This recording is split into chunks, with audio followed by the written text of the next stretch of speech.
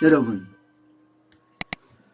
어저께 법원에서 타다 서비스가 불법이 아니다고 판결을 했죠. 검찰에서는 면허 없이 여객 자동차 운송 사업을 한다. 사실상 불법 콜택시 영업이다. 이렇게 이야기를 했거든요. 그런데 법원은 뭐라고 했습니까? 콜택시 불법 영업이 아니라 초단기 승합차 임대차 계약이다. 초단기. 전자적으로 하지만 어플리케이션 앱을 통해서 하지만 초단기 승합차 임대차 계약이다. 이렇게 판결을 했어요. 다시 말해서 합법이라는 거죠. 불법이 아니라. 와, 이게 파장이 이거는 진짜 장난 아닙니다. 이거 단순하게 뭐 공유경제 이렇게 넘어갈 수 있는 문제가 아니라니까요. 이게 결정적으로는 택시업계하고 연관이 되어 있기 때문에 택시업계와 엄청난 충돌과 또 대립이 있을 것은 뻔한 이치입니다. 이 타다 서비스라는 것은 그렇잖아요. 이 여객 자동차 운수 사업법에 보면요. 예외 규정이 하나 있는데 11인승에서 15인승 승합차에 한해서는 기사와 자동차를 동시에 빌려줄 수 있습니다. 이게 합법 서비스입니다. 합법 서비스. 요것만 예외 규정으로 뒀어요. 11인승에서 15인승에 대해서는요. 이거는 기사와 차량 동시에 빌려줄 수 있다는 거예요. 요 규정을 이용을 해서 지금 타다 서비스가 시작된 거 아니에요? 쉽게 말하면 승합차 공유 서비스죠. 그런데 이 자체를 두고 택시업계는 11인승 15인승이라고 하더라도 이거는 불러서 내가 전화로 불러서 앱을 통해서 부르지 않느냐. 그러면 콜이다 콜. 그리고 돈을 내니까 택시 아니냐. 콜택시다. 이렇게까지 주장하면서 싸워왔단 말입니다. 참 이게 진짜 예민하고 아주 뭐라고 해야 돼요?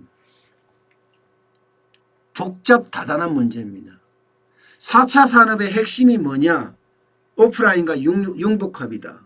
오프라인과 융복합을 하면서 택시도 쉽게 말하면 택시도 앱을 통해서 부르고 이제 막 택시 타러 어디로 멀리 가는 것이 아니라 스마트폰으로 찍으면 바로 앞에 와 있잖아요. 택시가. 그렇게 이 오프라인과 온라인이 결합이 되는 거예요. 그러면서 공유경제 함께하는 경제를 가져가자는 그런 취지인데 이게 기존에 있는 오프라인 사업하고 계속 충돌이 나잖아요. 충돌이 나니까 항상 문제가 되는 겁니다. 그래서 택시업계가 지난번에도 난리가 났었죠. 총파업을 하고 말입니다. 그러면서 국회가 동의를 했어요. 국회 쪽에서는 택시업계 손을 들어줬죠. 왜냐하면 당장 표를 생각해야 되니까. 타다금지법 만들었죠. 여객자동차 운수사업법 개정안. 이게 타다금지법이 쉽게 말하면 11인승에서 15인승까지도 안 된다 이거죠. 안 된다. 자동차와 기사를 동시에 보내줘서는 안 된다. 이거예요. 그러면서 국토부는 뭔가 새로운 플랫폼을 만들어서 타다 업계 그러니까 모빌리티죠. 모빌리티를 중심으로 하는 업계도 만족시키고 택시 업계도 만족시키는 그런 상생 방안을 마련하겠다. 이렇게 계속 주장을 해왔습니다. 그런데 이제 법원에서 불법이 아니야 이렇게 판결을 했으니까 아마 앞으로 대립은 뭐 불가피할 것 같아요. 또 이게 어떻게 갈지 모르겠지만 말입니다. 기본적으로 면허제를 기반으로 하는 이런 택시 산업을 흔들 수 있다. 건강조차도 흔들 수 있다. 이게 택시업계 이야기입니다. 결국은 타다를 불법이 아니다, 합법이라고 이야기하면 앞으로 합법적인 렌트카 대여 사업을 인정한 거다. 그러면 누구나 이 사업에 뛰어들 텐데 그렇게 되면 택시는 어떻게 되겠냐. 택시는 11인승 15인승 승합차 빌려서 사실상 택시 영업이 가능하다는 거 아니겠습니까? 법으로 본다면요. 예. 그렇게 되면 당장 개인 택시를 가진 분들은 어떻게 되겠습니까? 당장 개인 택시를 가진 분들은 개인 택시 가격이 뚝뚝 떨어질 수밖에 없어요. 뚝뚝 말입니다. 그러면 개인 택시 면허 그 자체가 사실상 재산인데 재산이 뚝뚝 떨어진다고 하면 어떻게 되겠습니까? 안 그래도 떨어지고 있는데 또 떨어지면 결국은 극단적인 방법밖에 대안이 없다. 저는 그렇게 생각을 해요. 결국은 대립할 거예요. 또 정부와 택시업계와 타다가 계속 극한 충돌로 가지 않을까 저는 그렇게 봅니다.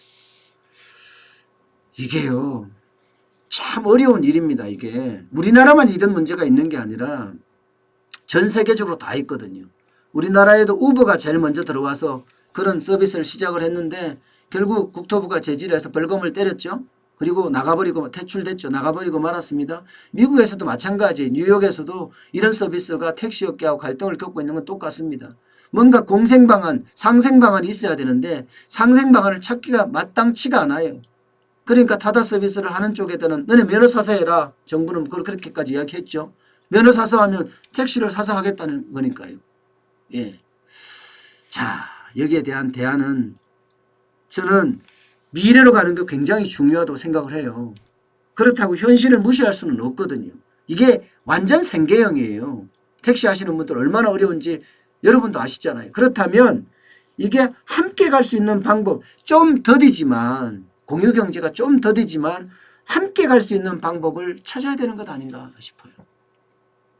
네. 그렇게 된다면 이런 극한 대립은 좀 잦아들 거고 또 극한 충돌도 잦아들지 않겠습니까?